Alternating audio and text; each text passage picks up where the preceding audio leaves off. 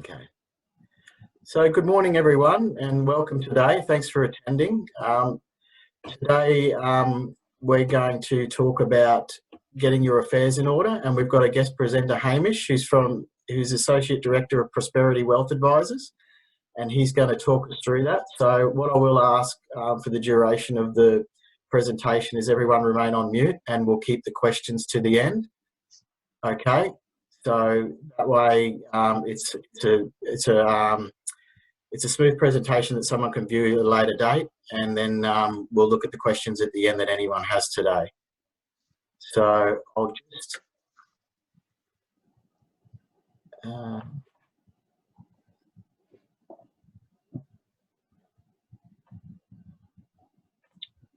okay. I've just muted the participants, Hamish, and I'll hand over the hosting to you. Okay.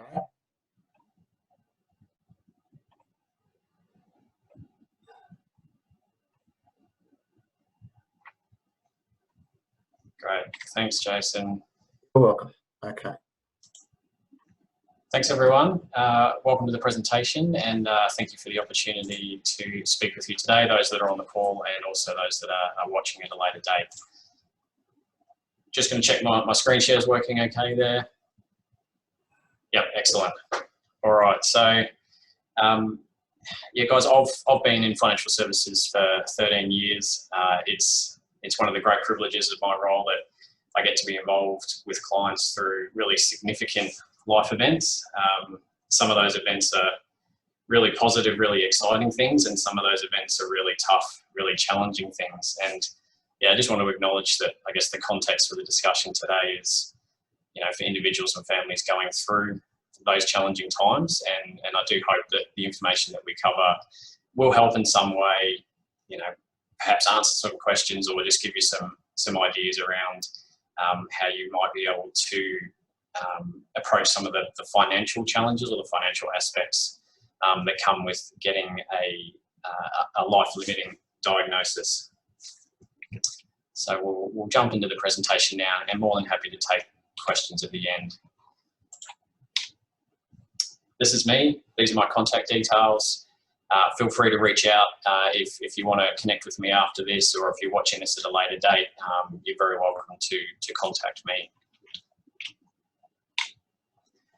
General advice disclaimer, legal slide that no one reads, but basically what it means is this is intended for general advice only.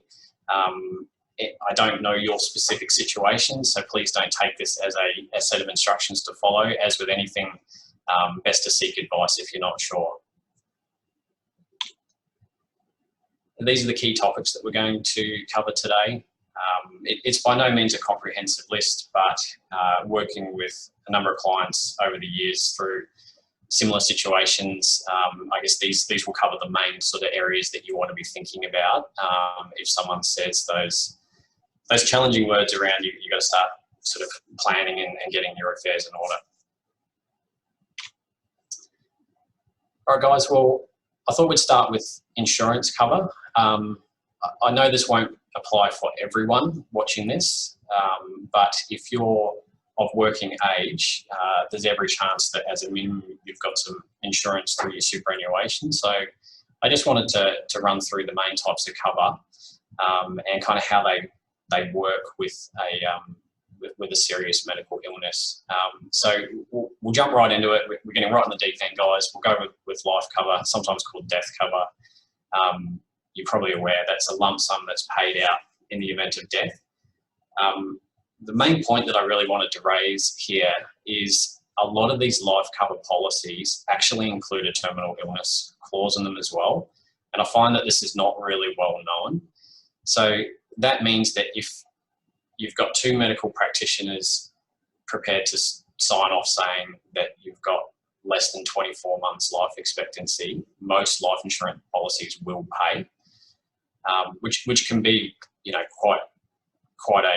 quite a significant thing, and they pay quite quickly as well, in my experience, and it's usually a tax-free payment.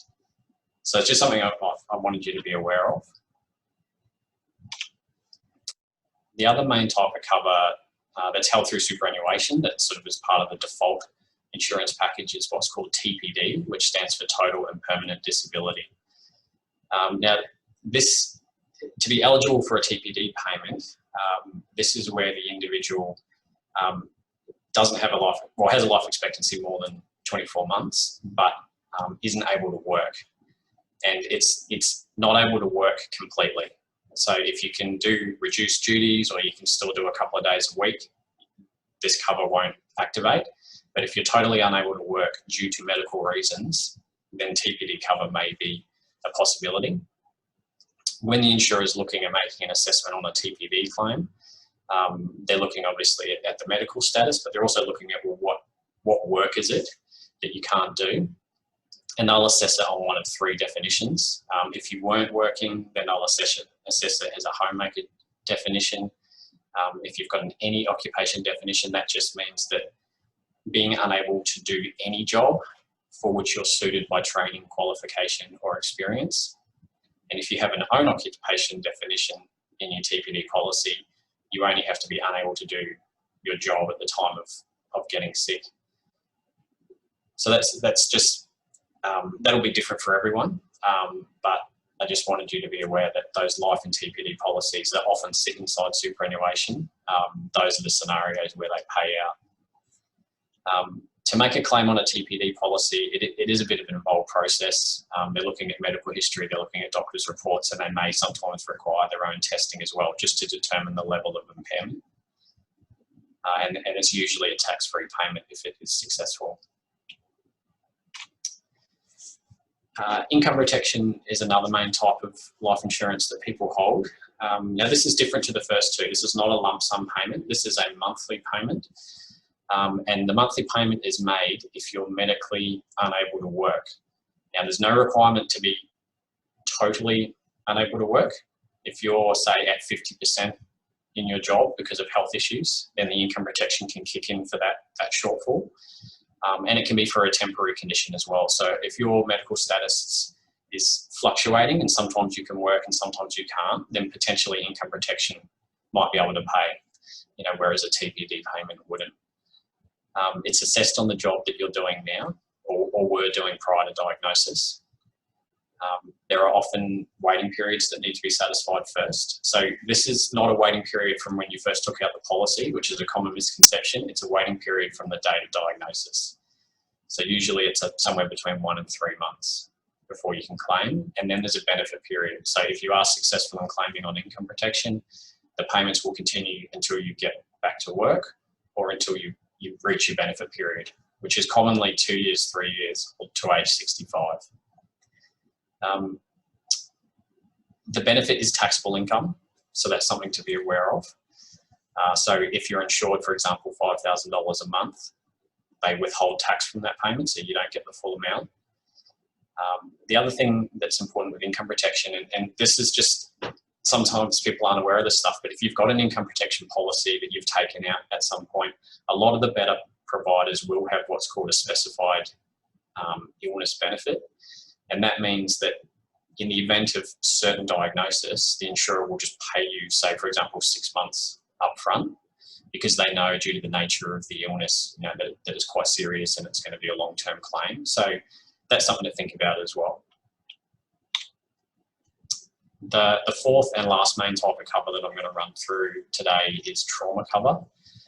So trauma cover, again, similar to the others, but has its own sort of criteria, and it's a lump sum payment. It's not an income stream like income protection is, and it's paid on diagnosis. So unlike income protection and unlike TPD, no one's looking at whether it's impacted your ability to work or not. If you are diagnosed and it's one of the conditions that are covered, you get paid the money, and it's a tax-free benefit. MND is a benefit or one of the eligible medical conditions in most modern trauma policies. So if you hold trauma cover, and I suspect you'd be aware if you did, because it's something that you have to set up outside superannuation. It's not a default cover, so at some point you would have had to go and set it up. There's every chance that MND could be one of those eligible conditions. If you think that you are eligible for one of those insurance covers that I've mentioned, the best way to go about it is to speak to the person that helped you set up the cover. So if it was a financial advisor or an insurance broker, contact them first. They will be authorised on your policy to advocate on your behalf and liaise between you and the claims department. If you didn't set it up through an advisor or a broker and it's through, say, an industry super fund, just contact your super fund directly and I'll refer you on to the insurance team.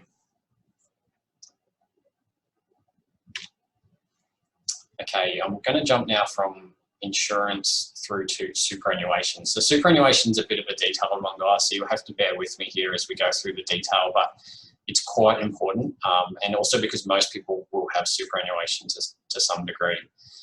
A question I get a lot from people suffering from really serious medical diagnosis is, well, can I get access to my super? Either to meet medical expenses or help relieve the financial pressure, or if I'm not working and I don't have insurance cover, can I use my super? Superannuation is governed by the Act, the Superannuation Industry Supervision Act, and there's really defined rules around when you can and can't take money out of the superannuation system. So I've listed these here. It's called a condition of release. So if you're Googling this stuff and come across that term condition of release, that just means when you're allowed to take money out of super.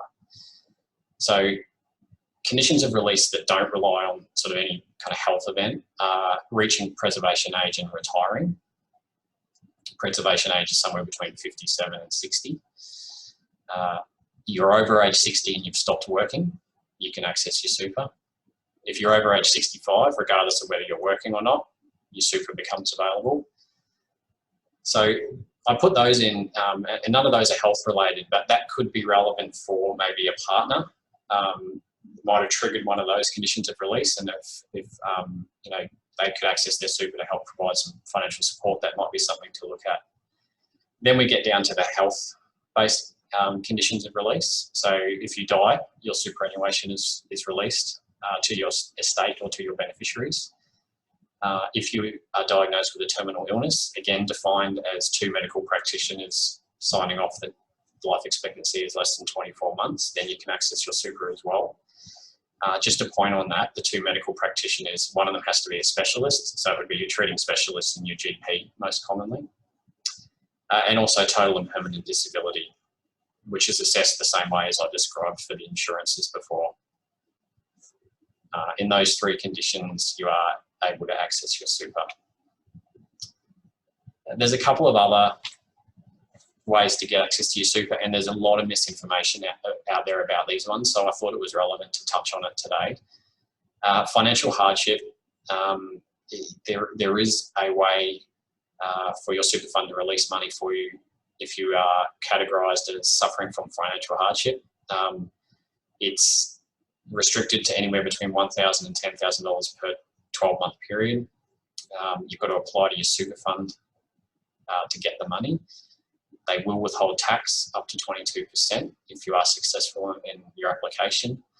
The main one here that knocks people out though is you have to have been receiving government income support for more than 6 months. So when people are early diagnosed and perhaps sort of going through this sort of stuff, accessing super and insurance and so on, often they haven't been on benefit for long enough. But something to keep in mind that if you are on a government benefit, and you have been for more than 6 months, then you might be eligible for financial hardship. There are some other sort of asset tests and so on that apply, but if you fall under those, this one is potentially available. The other one is compassionate grounds. I have issues with this because it's actually really difficult to claim on, so I don't find it a very compassionate condition of release, but nevertheless, these are the rules. So if you have the inability to pay for certain expenses, you can apply to the ATO to release some money from your super fund. But this is where it gets tricky. It can only be for expenses that you haven't paid for yet, so you can't put it on your credit card and then apply to have your super fund reimburse it.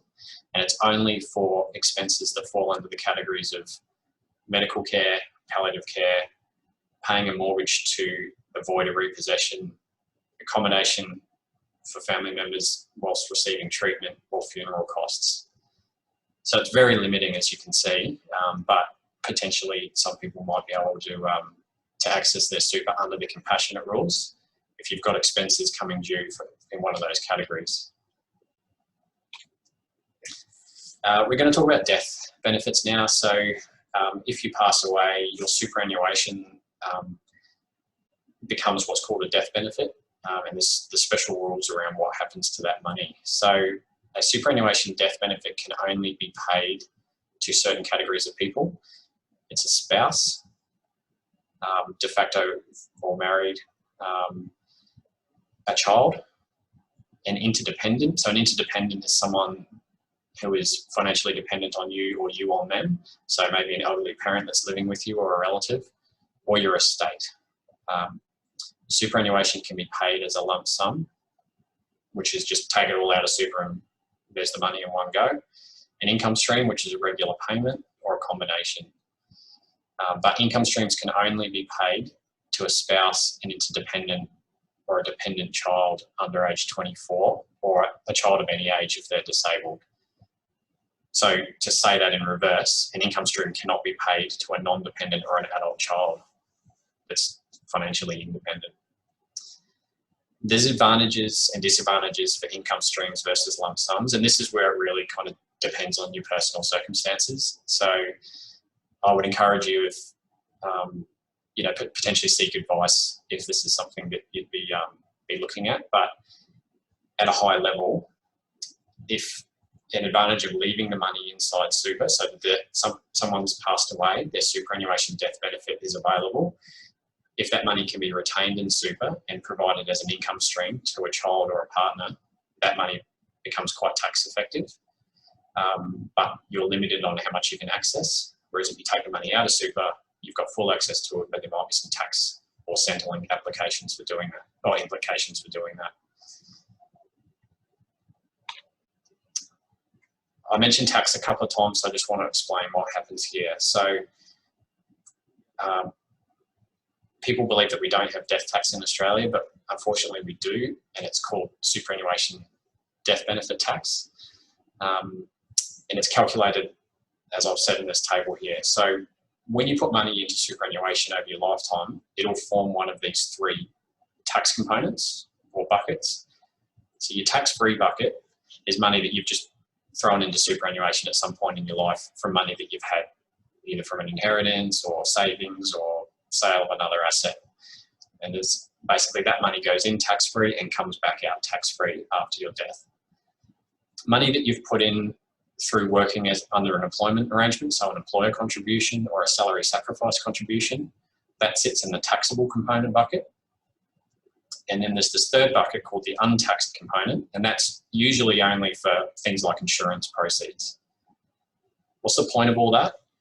This is irrelevant during your lifetime, but after you pass away, there's a record inside your superannuation account of all of these three buckets, and that becomes really relevant when calculating, does any tax need to be paid before this money can go to someone else?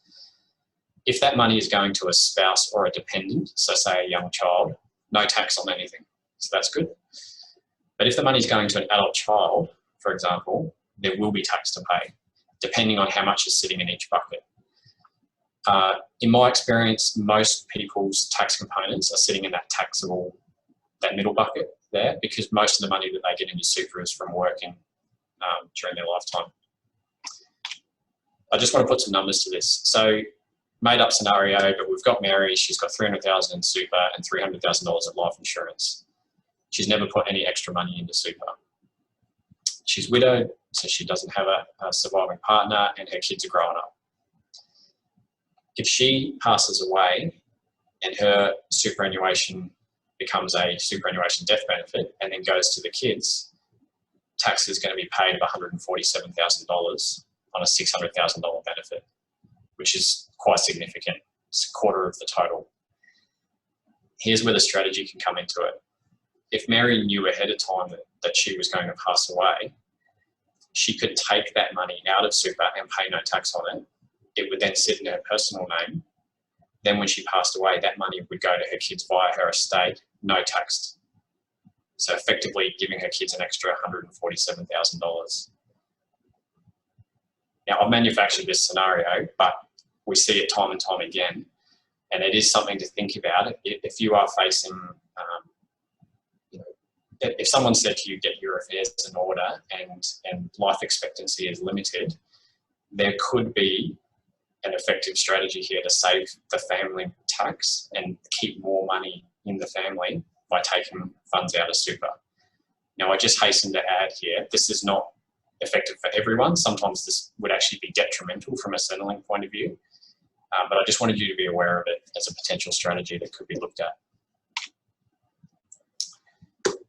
Okay, well, we'll jump from death benefits and we'll go into estate planning. So this is really, really important and probably the key point of the presentation today, guys. So if you pass away, having effective estate planning can make a massive difference for your surviving family members and partner. Both from a tax point of view, as you've seen in the previous example, but also just on just simplifying things for them and making things easier for them in a really difficult time, and also making sure your wishes are followed. If you don't have a will, please get one. I've got on this slide here what happens if you die without a will. It's called dying intestate, not interstate, as in New South Wales, but intestate. And there's basically a set of legislation that dictates what has to happen. So if you die without a valid will, your estate, and what I mean by estate is all your stuff that you own, items, possessions, assets, money, all that sort of thing, that will go to your next of kin. And then if there's no surviving next of kin, it kind of goes one level wider in terms of the family group. So up to parents, sideways to siblings, down to kids, grandkids, nieces, nephews, great nieces, nephews, that sort of thing. The net gets cast quite wide.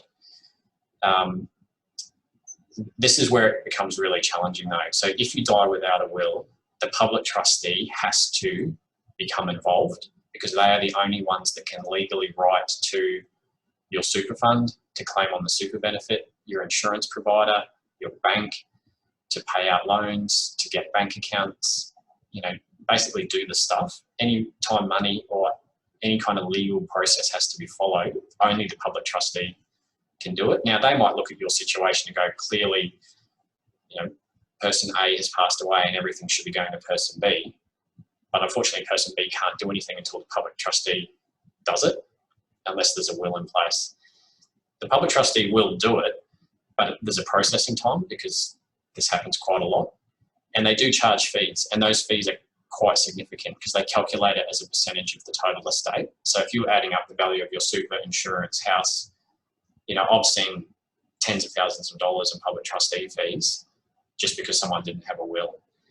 And you can imagine what it would be like for a partner trying to get money to pay bills and having to go through a public service department to try and get someone to sign off on that while the estate's being administered. So really, really encourage you to get a will if you don't have one.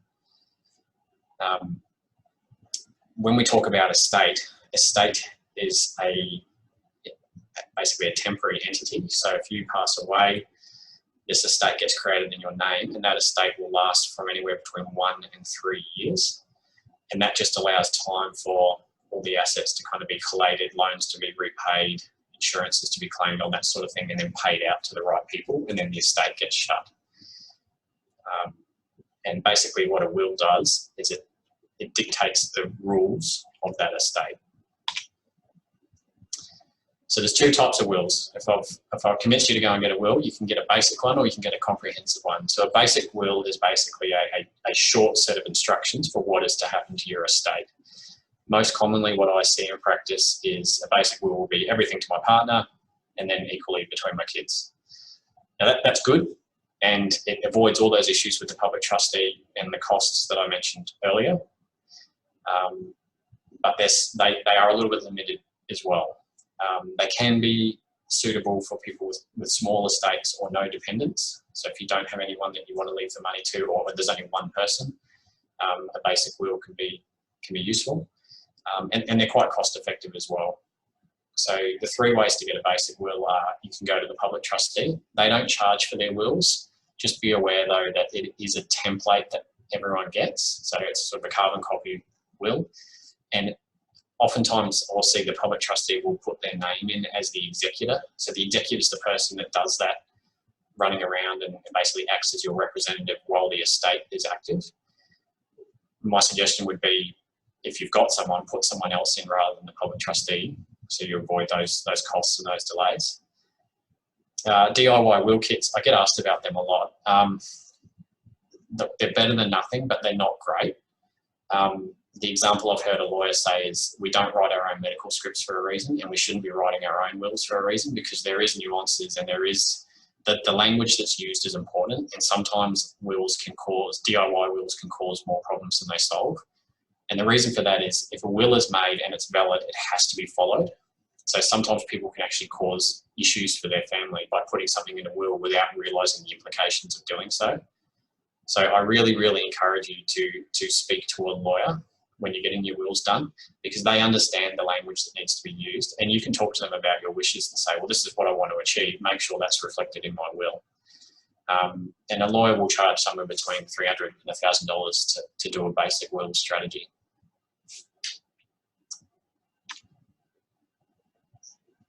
There are some limitations to basic wills though, and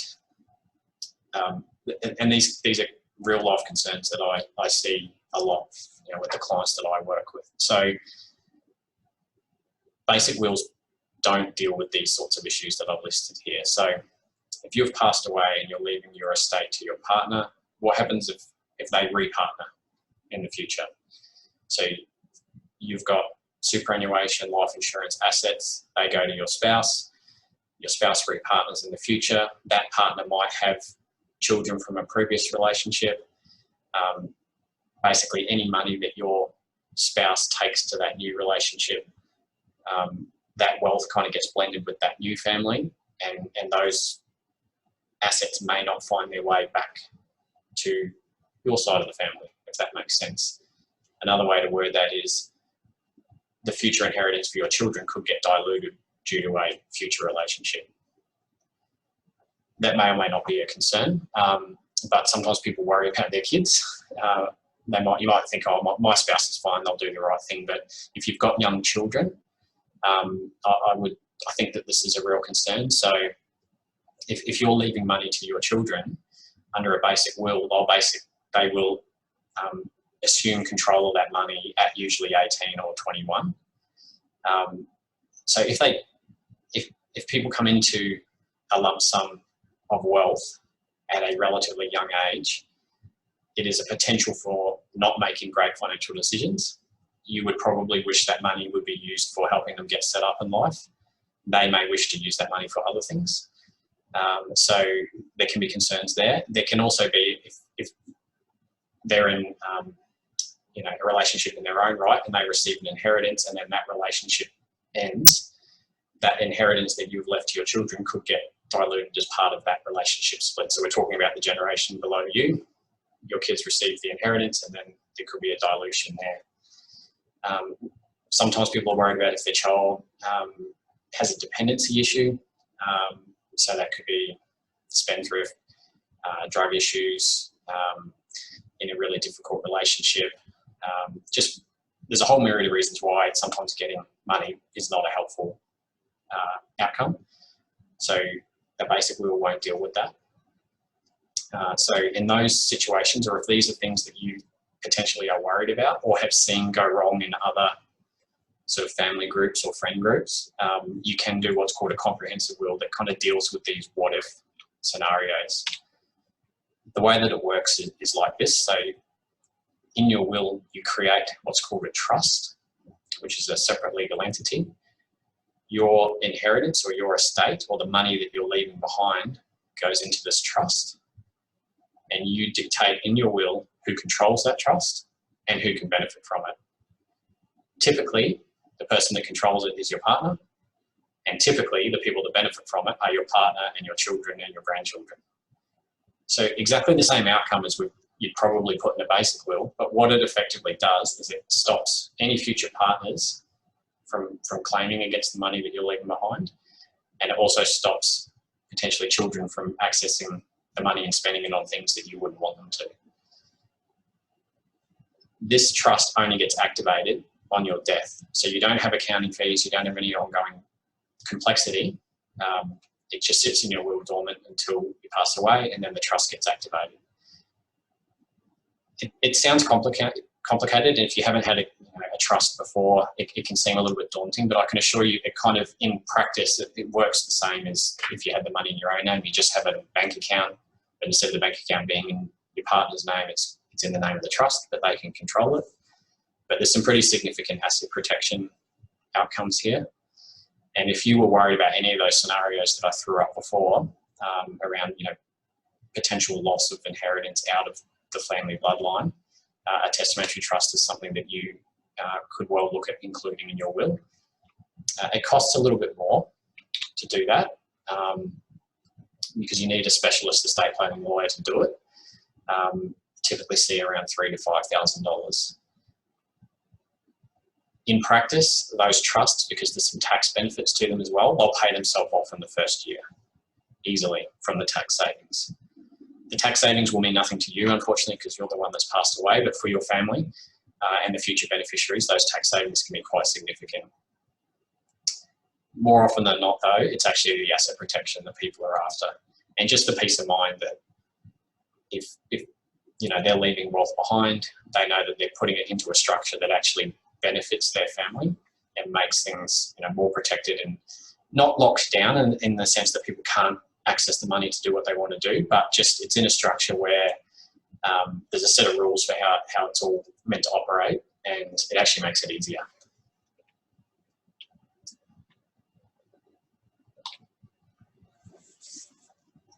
This is a really important point with regards to estate planning, and that's your superannuation. So I talked before about your estate and how if you pass away, everything goes into your estate. It's everything except superannuation and external entities. So weirdly, superannuation does not go into your estate unless you tell it to. You do what's called a beneficiary nomination. So that's where you write to your super fund trustee and you say, in the event of my death, I want my super money to go to person A, person B, person C, or send it to my estate to be dealt with by the will. There's reasons for and against why you'd want to do those. The reasons why you might want to leave money directly to a person and not to your estate is that it can't be challenged if you leave it directly to a person, whereas if you're expecting a challenge on your estate from a past relationship or sort of debtor issues, you might prefer to know the super fund money is going directly to this person. The reason why you might not want to go directly to a person is if you've gone and spent $3,000 with a lawyer setting up a U-view will with a testamentary trust, you want to make sure that that superannuation money gets into that trust. And bearing in mind that if you own any insurance through your super, the insurance money will pay to the super fund first and then go out of the super fund based on your beneficiary nomination. So I have seen that happen before where someone had a really good comprehensive will in place and the majority of their wealth was sitting in their super fund with insurance. They passed away and that money in the super fund never went into the will. It actually went straight out to their partner and they voided all the good asset protection benefits that they'd set up in their will. You can do what's called binding or non-binding nominations. So a binding nomination means the trustee of the super fund has to follow what you've said no matter what. A non-binding nomination means you're telling the trustee who you would like the money to go to, but they can change it if they want. So an example there would be you put your husband or your wife down as your beneficiary. If they've predeceased you and you've forgotten to update your beneficiary nomination, it can be an issue if you've got a binding nomination to them, whereas non-binding gives some discretion to the trustee there.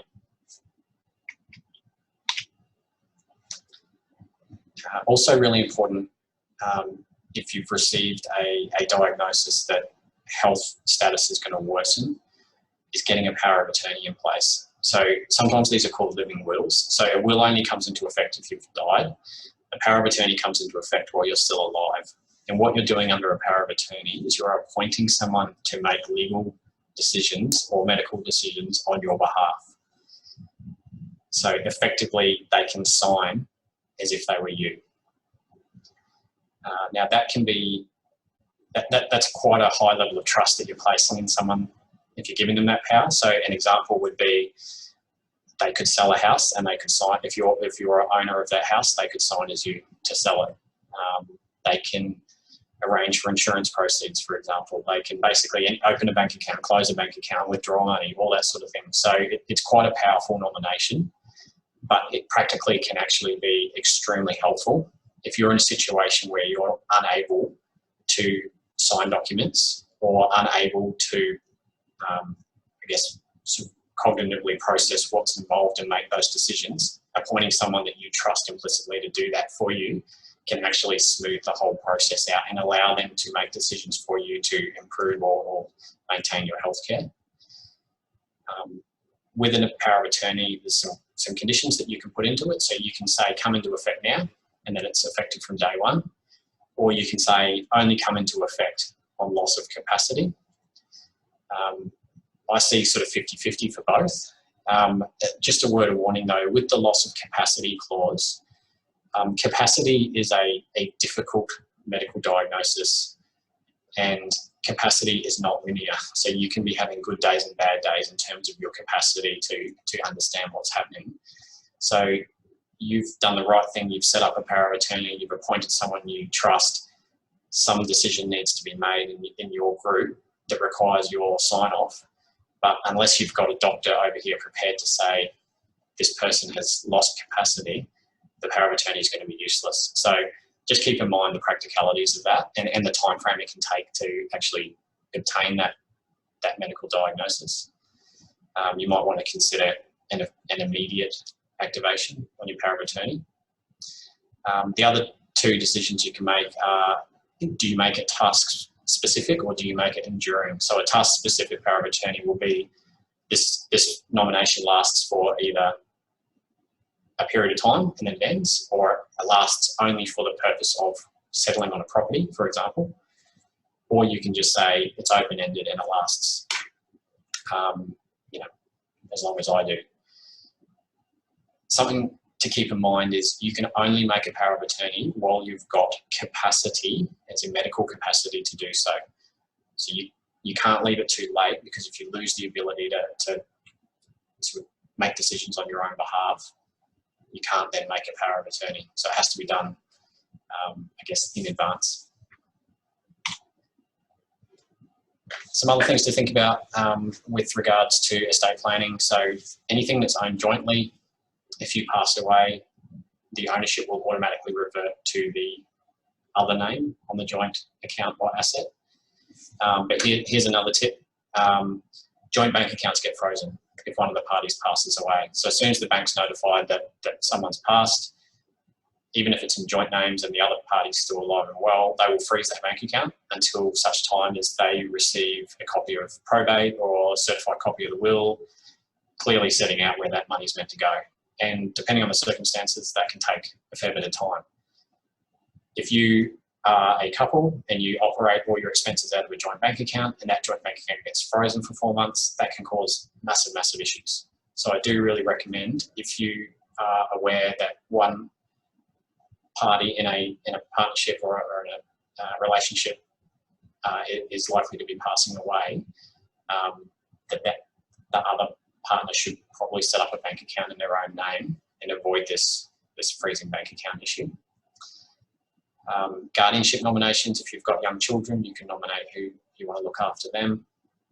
You can make specific gifts in your wills. So if you've got particular items of high sentimental or financial value, you can say, this item goes to this person. It can be a little bit problematic sometimes putting that in a will. So there's also, you can just write what's called a letter of wishes or a memorandum of directions. It's just a letter that you write in your own words.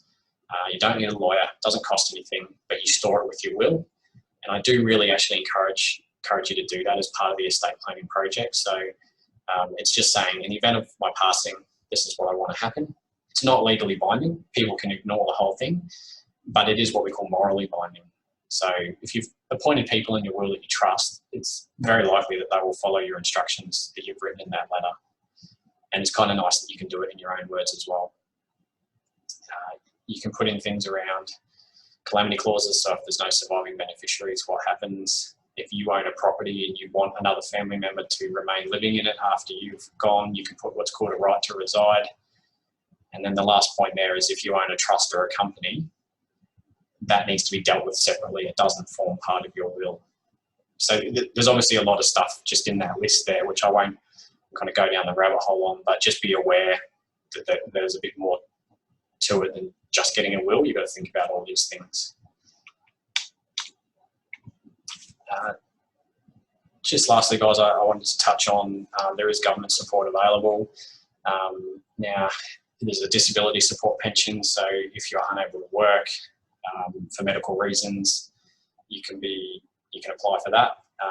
There's medical rules and non-medical rules. So the medical rules basically are you've got to be medically unable to work, and the non-medical rules are you've got to have an asset level below a certain threshold, which is what's called means testing, and then you can potentially qualify for a payment there. If you've got someone in your family caring for you, there's potentially a payment available for them as well. Again, there's criteria around what that care constitutes, and they also have to pass a means test, so income below a certain level, assets below a certain level. That's quite detailed, and if you feel like you might qualify for one or both of these, either see a financial advisor or make an appointment with Centrelink, and they can take you through that. Not a comprehensive checklist, but just to summarise the things that I tell my clients to be looking at if they do receive a really serious medical diagnosis. So first and foremost, get the wills and powers of attorney sorted out. If they've got them already, find them, read them, make sure they're still valid. This second point here is actually, sounds obvious, but it's really important. Talk about your wishes with your loved ones. A lot of the problems I see with estates could have been avoided if people had communicated early. How much you share is completely up to you and a personal choice, but I just encourage you to make your wishes known, not just in the will document, but verbally. Get those superannuation beneficiary nominations up to date. Check if you're eligible for any insurances. Set up that separate bank account for your partner, just so that there's immediate and liquid access to funds in the event that someone passes away. And by all means, get advice. This is really difficult stuff in an already really challenging time. The money worries is just one other thing to have to deal with. So by all means, get help. There is help available. Speak to a financial advisor, speak to an accountant, speak to Centrelink, speak to MND Queensland. All these people can help, at least point you in the right direction, because you can jump on Google and get overwhelmed really quickly with all the information that's out there. Thanks, Jason.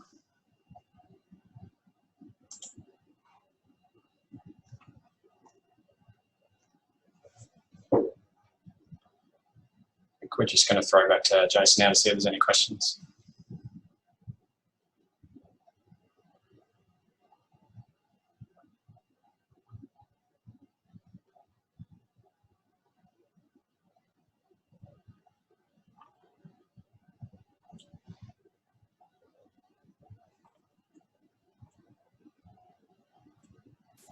You there, Jason? Okay. So can everyone hear me okay? I think Sam's still on mute. Oh, okay, that's okay. I'll just throw right in. Look, thanks so much, Hamish. That was wonderful. Look, I certainly got a lot out of it, and this is going to be a fantastic resource for us moving forward, because so many of these things come up on a daily basis with clients. And I guess the first couple of points I'd like to make is, it was just so comprehensive with some great advice around, you don't really know what coverage you've got sometimes with your policy. So contact your insurer or super. We know the NDIS and My Aged Care only cover so much. So if you can get access to those things, they can help with other areas of your life, obviously, that you need to support yourself with. Things around dying without a will and consequences. Everyone often finds in life, with our MND clients, we're expecting they pass away, but people pass away unexpectedly too. And, there was a great example there of what happens and what sort of tax you can avoid by getting some good advice around that. And, just being aware of other sort of, other conditions around those sort of things like settling payments and that type of thing. So just beware. So it's important to get advice around any decisions. Trustee setups were fantastic. I didn't know too much about that. I'm not sure whether too many people do either. Your super setup, because, I sort of learned that I'd never really thought about it, that they don't automatically form part of your estate. And the most important thing towards the end for us is something that MND clients talk on a daily basis is power of attorney. And, it was great that we had a discussion around that Hamish mentioned all that, because that's just something that comes up on a daily basis, because people are just too unwell to make decisions around anything further than managing their MND. And, it's certainly something to look at. And then the checklist at the end, talk about your wishes to your family, check your entitlements to your funds, and definitely get advice. The question I have, Hamish, if you're still there? Yep. The other question I had is just, what happens if your wishes and decisions differ from your family and your health professional's advice? What do you sort of recommend someone do in those circumstances? Yeah, that's a really challenging circumstance. I'm a big advocate of getting second opinions. So, if it's on the medical side, we've obviously got to trust our doctors. They're the qualified professionals. But if your wishes are differing, then you can get second opinions. You're entitled to that. Your medical team can put you in touch with a comparable specialist. There's also a few secondary consultation services available out there. Now, this is sort of in the last 10 years or so come into the market, but through some insurance providers and private health providers. So they provide access to a global network of medical specialists that will provide a secondary assessment and diagnosis. The one that I'm familiar with is called Best Doctors. I know it's available through Bupa and through MLC Insurance and a few others. That's just one of the few that are out there. Those ones there's no cost for it because it's included as part of the insurance coverage, but just something to be aware of. It's kind of unique. But if you are in one of those situations where you want a second medical opinion, you get access to some pretty experienced doctors from all around the world through that. Even if it just reinforces the diagnosis and treatment that you've already been given, it's at least like it's a bit of peace of mind. In terms of dealing with family members, that's a difficult one, but just communication is the main thing. Yeah. And bring them in on the process. So if you're disagreeing over what to do from an estate point of view, a joint meeting with an estate planning specialist will help work through those issues. And I've seen some really tricky family structures and backgrounds navigated. It's not easy, but having the same people in the room just there's that kind of process with them, and they understand the why behind the decision. Even if they don't necessarily agree with the decision, they'll understand why you did it. And that can be 90% of the challenge. Yeah. Okay. And just one other quick thing. What happens if you change your mind at any time? I mean, often, how you feel when you're diagnosed, that can, with MND, I imagine, just as an example, possibly people start to feel a bit different about, particularly when they come unwell, they want to maybe change a few things. Is it a really difficult process once you've got things set up? Can it be like, obviously they might find it hard to navigate when they're extremely unwell. Yep. Is it a difficult process to change things? No, it's not. If it's like for a will, for example, if it's just changing a name or a proportion that someone's to receive, that's really easy. Yeah. Because the lawyers all keep the wills electronically now, so they can just go in and update that. I guess just the point I'd raise there is that you can only make changes to legal documents while you have capacity. Yeah. So if you go in and make updates to a will, and someone's unhappy with those updates, that could potentially be voided if they could show that you had lost capacity at the time that you made those things, which sounds harsh, but it's actually there for our own protection as well. It's to stop us going in and making sort of bizarre changes when we're not really sort of functioning at our best. So just be aware it's better to do it early and kind of leave it too late. Yeah. Okay. Does anyone else have any other questions for Hamish? All good. Okay. Well, thanks everyone for attending today, and particularly Hamish, thanks for your time today. That was some wonderful advice. This will be, like I said, a fantastic resource for us moving forward that I can refer Yeah, brilliant. every client to. You know, it just applies to everyone in life, what we've been through today, not just our MND clients. So, you know, that might be even useful for families as well that are helping people with MND as their informal carers to help them navigate as well. So, look, thanks very much for your time today, and we might finish there, and everyone have a good day. Yeah, I'd like to say something to Sure, Hamish. Sam. Sure. I found it very informative, and that I knew a lot of it, but there's some of the areas she brought up, they were I didn't know. So it was, well, I'm glad I joined you. I really am. Thanks, Sam. Look, can I ask you just quickly, where would you have gone for that? Like, if you said you knew a lot of it, what was the way you found out things? What was your, you know? Well, I tried the having ordinary wheelchair kit, and so, going through there, and I was gonna jotted the thing down and then handed the solicitor to make it law. Oh, good. Yeah. Okay. Yeah, but the other ones, some of the subjects it brought up, I wasn't aware of. Now I am. So would you look at maybe having another chat to someone around that? Yeah, I would definitely would do. Good. I wasn't with the power of attorney. There was a few things in there I wasn't aware of, and now I am. I'm glad I sat in on this. I really am.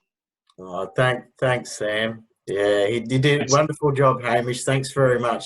Is there anything else? Thank you. Thank Anything you, else for Hamish. anyone today? Okay, we might leave it there for today. Look, thanks again, Hamish, and everyone have a good day, and look forward to seeing you all again soon. Okay. Thanks, Jason. Thank you. Thanks, Hamish. Thank you. Bye. Bye.